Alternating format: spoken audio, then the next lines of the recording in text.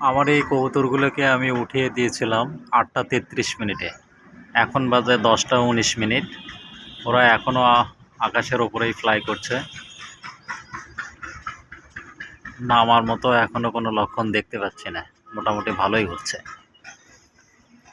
দর্শক, কবুতর উড়ানোর জন্য কিছু কৌশল আছে। আমি আসলে কোনো কৌশল ছাড়াই ওদেরকে উড়াচ্ছি। আমি প্রতিদিন সকাল 8টায় করে কবুতরগুলোকে খাঁচা থেকে বের করে দিয়ে আকাশে উঠিয়ে দিই। ওরা ওদের সাধারণ যে ওড়া, সে ওড়াটাই ওড়ে। ওদেরকে না খাইয়ে অথবা দিনে একবার খাইয়ে অথবা শুধুমাত্র ধান খাইয়ে এইভাবে কোনো ওড়ার টেকনিক আমি এখনও অবলম্বন করিনি।